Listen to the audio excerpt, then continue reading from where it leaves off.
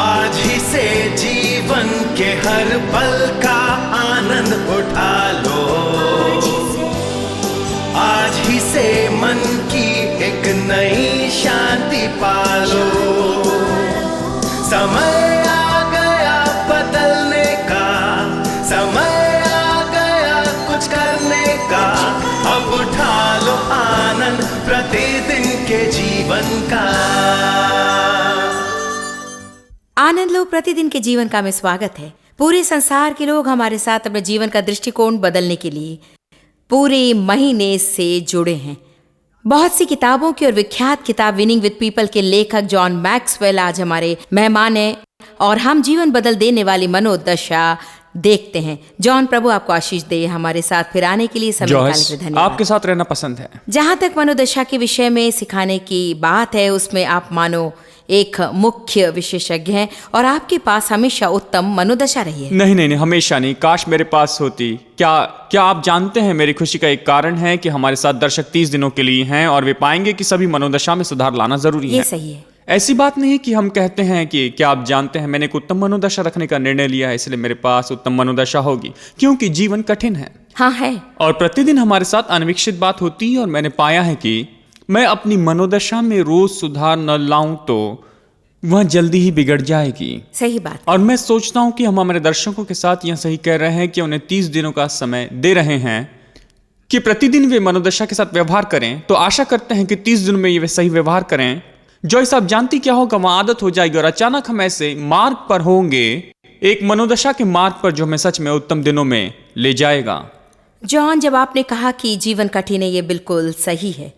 और जब आपने उसे कहा तो मैंने सोचा, मुझे आश्चर्य होता है कि बहुत से लाखों लोग इस कार्यक्रम को देख रहे हैं और वे अपने जीवन में हुई दुखद घटना या दर्दनाक घटना के कारण चोट खाए थे और आप शायद ही सोच रहे हैं ये आपके लिए आसान है कि आप वहां बैठकर मुझे अच्छी मनोदशा रखने के विषय में बताएं, परंतु आप नहीं जानती कि मैं किस में से होकर जा रहा हूं। हाँ, मैं निश्चय नहीं जानती हूँ कि आप किस में से होकर जा रहे हैं।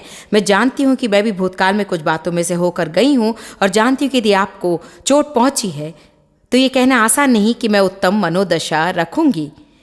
एक मनोदशा हम सबको बनानी होगी और वो है विश्वास की मनोदशा। हमें हर परिस्थिति में परमेश्वर पर विश्वास करना है कि नहीं, चाहे कुछ भी हो रहा हो। हाँ, यह सच है। मेरे जीवन में बड़ा बदलाव ये था कि जब मैंने जाना कि कोई और दूसरा तरीका नहीं है। ठीक।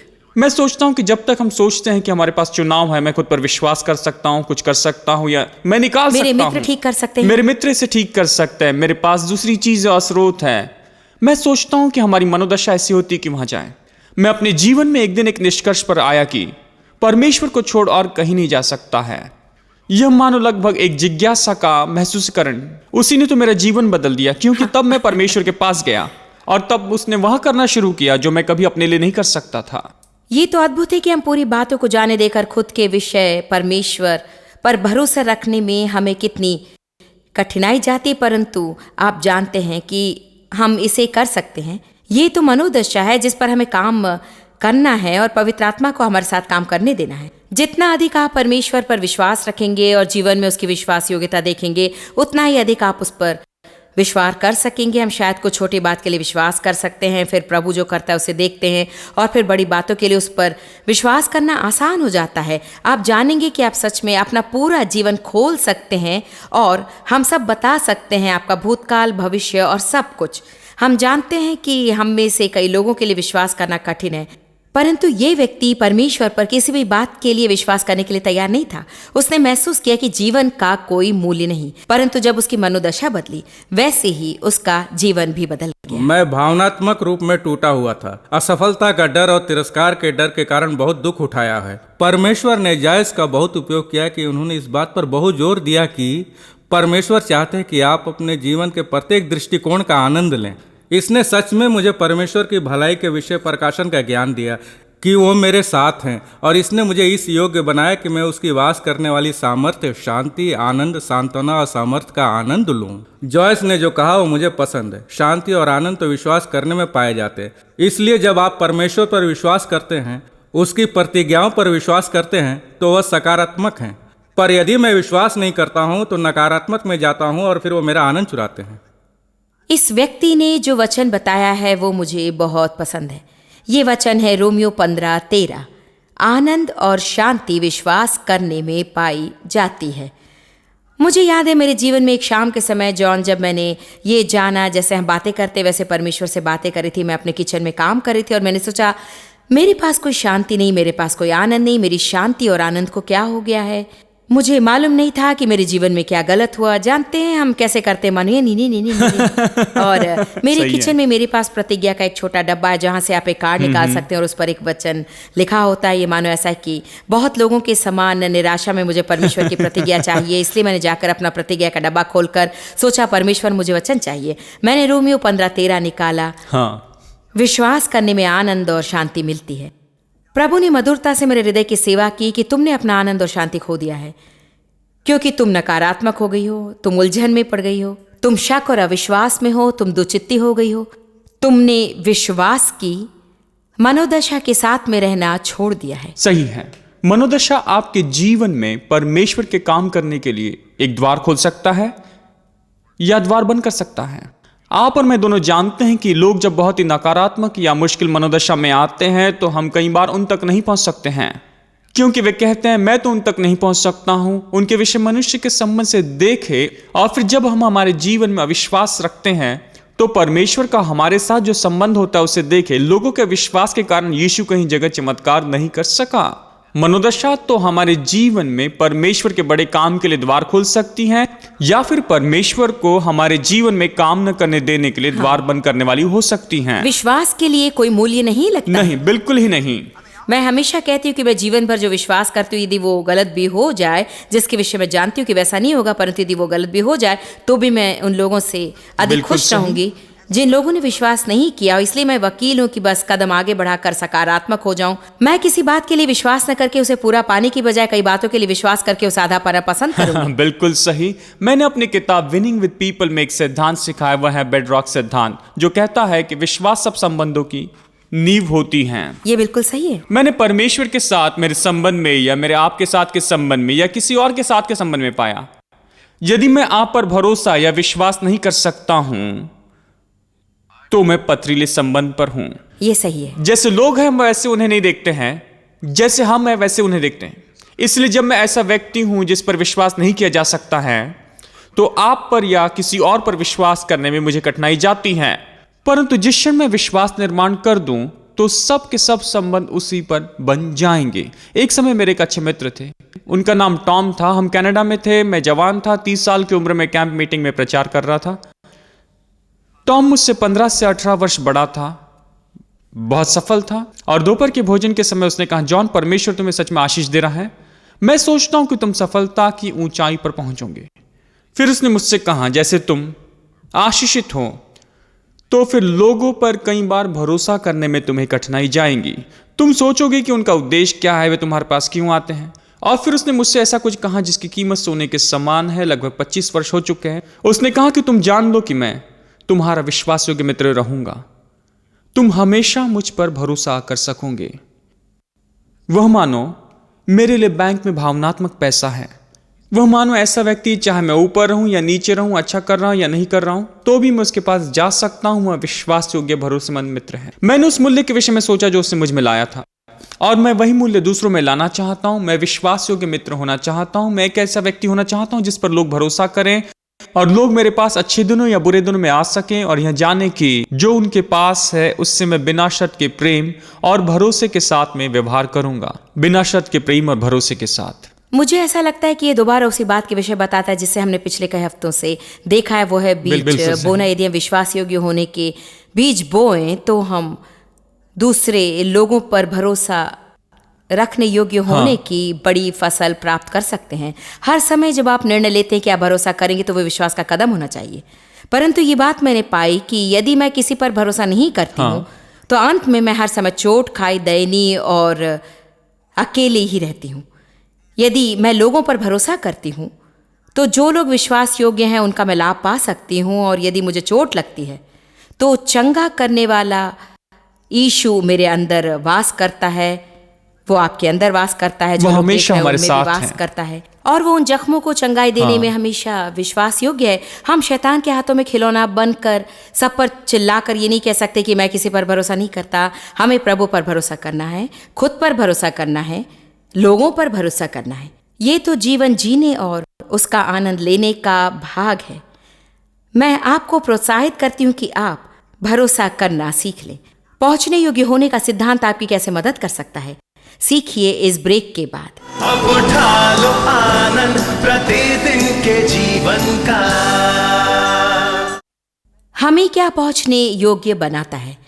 मेरा विश्वास है कि जीवन में सच्ची सफलता के लिए मसीह में हम कौन हैं, इस बात पर भरोसा रखना ही सच्ची कुंजी है। मैं वक्ता और लेखक जॉन मैक्सवेल के साथ हूँ, जो ये सिखा रहे हैं कई सालों से। बिल्कुल सही जॉयस। मेरी किताब विनिंग विद पीपल में मैंने इससे पहुंचने योग्य होने का सिद्धांत कहा, जो सामान्यतः कहता है अपने साथ आरामदेह रहें तो दूसरे भी आपके साथ आरामदेह रह पाएंगे। और यह बिल्कुल सही है। जब मैं खुद पर भरोसा रखता हूं तो इससे केवल मेरी मदद नहीं होती परंतु दूसरों की भी होती है। और सब दर्शक उस समय के विषय में सोच सकते हैं जब वे ऐसे व्यक्ति के साथ में रहे जो खुद पर भरोसा नहीं रख सकता था। शायद वे आपको शहर में किसी जगह पर ले जाना चाहते थे और रास्ता के विषय नहीं जानते थे। जल्दी क्या हुआ, आप नक्शा देखने लगे और आप वहां पर आते हैं। हम इसे कर सकते हैं। अचानक सब लोग चैन नहीं पाते हैं क्योंकि अगुवाई करने वाला व्यक्ति तो अपने आप पर भरोसा नहीं रख सकता है। इसलिए इसके कारण भरोसे की कमी आती है। यदि मैं भरोसा रखूं तो वह सच में बहुत सुरक्षा देता है। जब मैं अपनी दूसरी कलीसिया में पास्टर था तो हम बड़ी मुश्किल का सामना कर रहे थे जब एक स्टाफ सदस्य ने 100 लोगों को अलग ले जाकर अपनी कलीसिया शुरू की थी।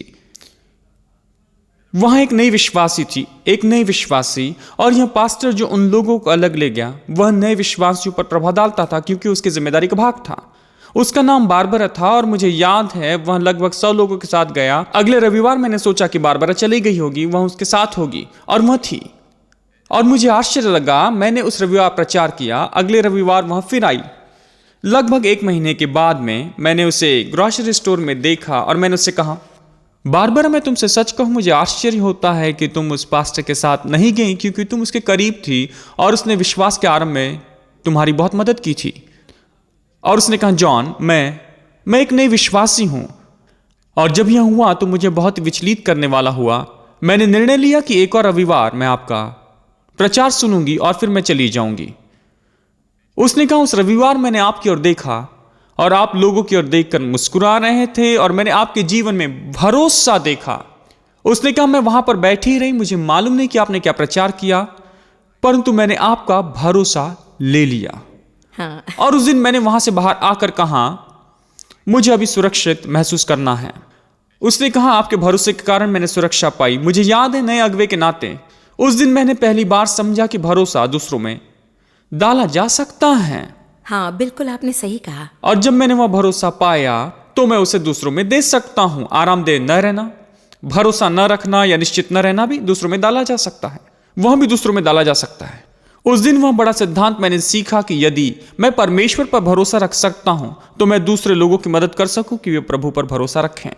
जॉन, आप जो कुछ कह रहे हैं उसके साथ मैं सहमत हूँ, परंतु मैं अपने हृदय में ये प्रश्न सुन रही हूँ जो बहुत से दर्शक अपने मन में सोच रहे हैं कि मुझे भरोसा महसूस नहीं होता, मुझ में कुछ भी भरोसा नहीं, मैं बस एक असुरक्षित व्यक्ति हूँ और कोई भी भरोसा नहीं है। क्या आप जानते हैं, मैंने अभी अभी एक श्रृंखला सिखाई है जो भरोसे की आदत बनाने के विषय बताती है। मैंने अपनी शिक्षा से कुछ सीखा है। कि आपने अपनी शिक्षा से कभी कुछ सीखा बिल्कुल है? सही है। जैसे हम अध्ययन करते हैं हम खुद से सीखते हैं। और मैंने सोचा भरोसे के साथ व्यवहार करने के लिए आपको भरोसा महसूस करने की आवश्यकता नहीं है। जब आपके 100 लोगों को लेकर कोई चले जाने के बाद उस रविवार जब आप मंच पर आए थे, आपने शायद बहुत भरोसा महसूस नहीं किया होगा। मैं निश्चय जानती हूँ कि आप सोच रहे कि लोग क्या सोच रहे होंगे, कौन छोड़कर जाएगा और वे क्यों छोड़ कर गए और क्या आप अच्छे अगुवे नहीं थे। यदि आप अच्छे होते तो शायद वे रुक गए होते, परंतु फिर भी आपने उन बातों को अलग रखकर आपने मसीह में भरोसे के साथ व्यवहार किया। परमेश्वर ने मुझे बहुत समय पहले कहा था, यदि तुम अपना भरोसा खो दोगी तो शैतान तुम्हारी सेवकाई ले लेगा। बिल्कुल सही। वह जानता है और जल्दी से हमारा लाभ उठाता है। मैंने ये पाया कि सफल लोग पहले सही काम करते हैं फिर अच्छा महसूस करते हैं। ये बहुत ही अच्छा है। और कई बार तो असफल लोग, जॉयस, कुछ सही करने के पहले अच्छा महसूस करना चाहते हैं। सही कहा। मैंने भी आपके समान ही पाया कि यदि मैं बस सही काम करते जाऊं तो वह सही काम है। उस रविवार मेरे लोग पूछ रहे थे क्या हुआ कलीसिया को, कितने लोग चले जाएंगे। मेरे पास भी वही प्रश्न थे। हाँ, मैं तो उनके सामने खड़े होकर डर या भय और प्रश्न की आत्मा वहां पर रख उलझी सकता हुई था, और मनोदशा। सही है मैं भी उसे उन्हीं में डाल सकता था जो कि केवल समस्या ही ला सकता था, या फिर मैं उस सभा में बड़े विश्वास के साथ जा सकता था कि परमेश्वर नियंत्रण कर रहे हैं और उसका हाथ हम पर है, इस सेवकाई पर और लोगों पर है, और मैं इसे लोगों में डालूं। मैं यही सलाह दूंगा क्योंकि यह तो 30 दिन का कार्यक्रम है या 30 दिनों का कार्यक्रम है। यह ऐसा नहीं कि मैंने जॉयस मेयर को अगस्त के कार्यक्रम में देखा, यह तो 30 दिन का कार्यक्रम है। 30 दिन का समय आपका भरोसा बढ़ाने के लिए काफी है। दर्शकों के लिए मेरी सलाह यही है कि चाहे यह आपके लिए सही महसूस नहीं होता है, फिर भी आप जानते हैं कि यह सही है तो इसे कर लें। और देखिए महसूसीकरण तो आएगा, परंतु महसूसीकरण व्यवहार के पीछे आता है, और जब हम ऐसा होने देते हैं तो हम सही काम करना शुरू करते हैं जिसके कारण हमें सही परिणाम मिलते हैं। उसी से तो हमें निश्चय ही अच्छा महसूस होता।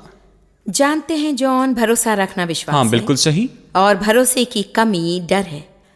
मैंने एक छोटी किताब लिखी और मैंने ये सिद्धांत सिखाया। इसने मेरी अद्भुत रूप में मदद की और सच में लाखों लोगों की मदद की है। एक छोटा सिद्धांत, उसे कहते हैं इसे भय के साथ करें।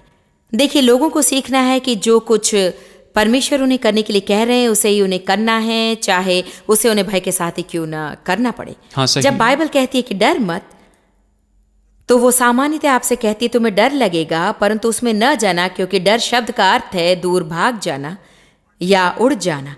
इसलिए जब परमेश्वर ने यहोशू से कहा डर मत क्योंकि मैं तेरे संग हूं, यदि डरेंगे नहीं, बस ढाढ़स बांधे और डरे नहीं, तो तुम लोगों को बंधन से निकालकर विजय में लाने योग्य हो जाओगे। वो सामान्यतः यहोशू से कह रहा था तुम्हें डर महसूस होगा, डर तेरे पीछे आएगा। ऐसा समय भी होगा जब तुझे भरोसा महसूस नहीं होगा, या तुझे असुरक्षित महसूस होगा, या तुझे डर महसूस होगा। तुम ये सोचोगे कि मैं तुम्हें नुकसान सही पहुंचाने आया। परंतु वो कह रहा था चाहे तू कैसे भी महसूस करे तो भी तू कदम बढ़ाते चला जा, अपना सिर ऊंचा उठाए रखना और जो मैं कहता हूं उसे करना, और तू सफल होगा। बिल्कुल सही। और हम सब जानते हैं कि मसीह जीवन में आज्ञाकारिता ही सफलता है। बिल्कुल सही जब कहा। तक यहोशू और इज़राइल के संतान यह न जान ले कि परमेश्वर उनके डर से बहुत बढ़कर हैं, तब तक परमेश्वर उनके लिए कुछ नहीं कर सकता था। मुझे याद है एक नए विश्वासी होने के नाते गवाही के क्षेत्र में मैं ऐसे समय में आया जहां मुझे विश्वास बांटने में डर लगता था। मुझे डर लगता था और मैं कई बार नहीं कर सका। एक दिन मैं प्रेरितों के काम की पुस्तक पढ़ रहा था और मैं वह अध्याय पढ़ रहा था जहां वह प्रारंभिक कलीसिया के अगुवे और उनके सताव के विषय पढ़ रहा था, और उसने मुझे स्पर्श किया कि मुझे कभी भी डर नहीं होगा, ऐसा नहीं हो सकता। परंतु जब मैं परमेश्वर पर भरोसा रखता हूं, ठीक, तो वह मेरे मनुष्य के भय से बहुत ही बड़ा है। इसलिए जो भी भावना मजबूत है मैं उसी के अनुसार करूंगा। यदि मनुष्य के डर से अधिक परमेश्वर पर भरोसा है तो मैं परमेश्वर की आज्ञा मानूंगा। यदि परमेश्वर पर के मेरे भरोसे से अधिक मनुष्य का डर है तो फिर मैं गलत ही काम करता चला जाऊंगा। अचानक मैंने ये जाना कि ऐसा नहीं है कि आप जीवन में डर के साथ नहीं जाते हैं। यह सत्य आपको समझना होगा कि यह एक भावना है, परंतु इससे बड़ी एक भावना है जिसके कारण मैं सही प्रत्युत्तर दे सकता हूं। मैं विश्वास करती हूँ कि हम उस भरोसे में बढ़ सकते हैं और वो भरोसा उन्नति पाता है। यदि लोग कहते हैं कि मेरे पास कुछ भी भरोसा नहीं है, तो आपको कदम बढ़ाना है, उन्हें बातों में कदम आगे बढ़ाना है और पाना है कि परमेश्वर विश्वास योग्य है। जब हम वह काम करते हैं जो हमारे लिए मुश्किल है तो हमें भरोसा मिलता है। बिल्कुल सही कहा। फिर परमेश्वर की मदद के द्वारा, स्रोतों की मदद के द्वारा, लोगों के द्वारा जब हम उसे पूरा करते हैं तो हम मानो कहते हैं ओह सच में मैंने इसे कितनी कर अच्छी दिया, बात है। और वह हमें अलग स्तर पर ले जाता है। हमारे ही आराम की जगह पर रहकर हम कभी भरोसा प्राप्त नहीं करेंगे। देखिए, यदि आप डरे हुए हैं तो आप कुछ नहीं कर सकते हैं, इसलिए कदम बढ़ाकर ढूंढ निकालें। बिल्कुल सही। अधिकतर आप पाएंगे कि आप सच में इसे कर सकते हैं। बिल्कुल और यदि आप सही पाएं है। कि आप इसे नहीं कर सकते तो भी वो संसार का अंत नहीं है, क्योंकि कम से कम अब आप जानते हैं कि उस दिशा में नहीं जाना है। हाँ बिल्कुल सही। इसलिए आप उसे मार्ग से बाहर निकाल देते हैं और आप किसी और बात की ओर बढ़ सकते हैं। आज कई लोग लड़ रहे हैं असुरक्षितता, अधिक डर और अधिक शर्म के साथ, और ये लोगों को उसके जीवन के लिए रखी परमेश्वर की योजना में आगे नहीं बढ़ने दे रहा है। यह सच है। मैंने असफलता के क्षेत्र में पाया है कि जब हम असफल होते हैं तो हम सामान्यतः दो दृष्टिकोण रखते हैं।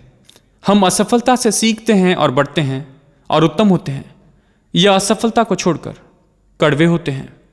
और मैंने यह पाया है कि जब भरोसे की कमी के कारण हम किसी समस्या या बात को छोड़ देते हैं और भाग जाते हैं, चाहे वो बात कुछ भी क्यों ना हो, हम वापस उसी के पास आएंगे। हमने अभी यहोशू और प्रतिज्ञा के देश के विषय में कहा, परमेश्वर ने इस्राएलियों को 40 वर्ष तक जंगल में भटकने दिया, परंतु जब यह कहा गया कि किया गया, उसने उन्हें उसी जगह पर लाया जहां वे 40 वर्ष पहले थे। यह मानो तुम्हारे लिए मैंने जो जमा करके रखा है उसे पाने के लिए तुम्हें यह बात पूरी करनी होगी। हाँ। मैं कोई और दूसरे रास्ते का उपयोग नहीं करूंगा और फिर मैं किसी और पुल का उपयोग नहीं करूंगा। तुम्हें फिर से इसी नदी के पास आना होगा, इसी देश को देखना होगा, इसी शत्रु के साथ, इसी किलों के साथ निपटना होगा और हमें उन्हीं बात की ओर वापस आना होगा। और मैं सोचता हूं कि कई लोग सोचते हैं कि यदि मैं उसे अनदेखा करूं या फिर मैं यदि उसे छोड़ दूं, यदि मुझे इससे व्यवहार न करना पड़े। यह बिल्कुल सही, हमें इसके साथ में व्यवहार करना होगा। परंतु भरोसे के विषय सोचिए कि देखिए इजरायलियों के साथ क्या हुआ। निश्चय ही की पीढ़ी के बाद में वे वापस आए और वे दूध और मधु के देश में थे और वे खुद से कहते थे मेरे माता पिता भी यहाँ हो सकते थे। वाह। परमेश्वर ने उनके जीवन के लिए जो उत्तम रखा था उसे वे चूक गए, क्योंकि उन्होंने परमेश्वर पर के भरोसे से अधिक डर को आने दिया। परमेश्वर ने जो बातें मुझे सिखाई उसमें से ये बात एक है और ये एक सिद्धांत है कि हम उन बातों से दूर नहीं भाग सकते हैं। बाहर जाने का एक ही रास्ता है, उसमें से जाना। वह बिल्कुल सही है और उसमें से होकर जाना है के विषय में इस 3 दिनों में आप सिखा रहे हैं, वही मनोदशा है। सही है। आप और मैं दोनों जानते हैं कि 2 लोग एक ही परिस्थिति का सामना करते हैं, उसमें से एक जाकर सफल होता है और दूसरा पीछे चले जाता है। और यह ऐसा नहीं कि दूसरे की परिस्थिति पहले से बड़ी थी, यह तो मनोदशा थी। मनोदशा को मैं फर्क लाने वाला कहता हूं जॉयस, वही फर्क लाती है। यदि वही फर्क लाती आपने हैं। निर्णय लिया है तो हमें उसकी ओर फिर से जाना है कि आप परमेश्वर पर भरोसा रखेंगे। इस मनोदशा के विषय में हमने आज बातें की। हाँ। परमेश्वर ने यहोशू से कहा डर मत, मैं तेरे साथ हूं। हाँ। इसलिए मेरे जीवन में न डरने का एक ही कारण है कि मैं जानती हूं कि परमेश्वर बिल्कुल मेरे साथ है। आमीन। यह खुद पर भरोसा नहीं है, यह खुद ने सिखाया हुआ भी नहीं है, यह परमेश्वर पर भरोसा है। यह बिल्कुल यह तो सही बात। परमेश्वर जो कहता है वह जो है उसे समझना है, परंतु हमारे पास विश्वास की मनोदशा होनी चाहिए। साथ ही वह जो कुछ करना चाहता है वह उसे हम में और हमारे द्वारा करने देना है।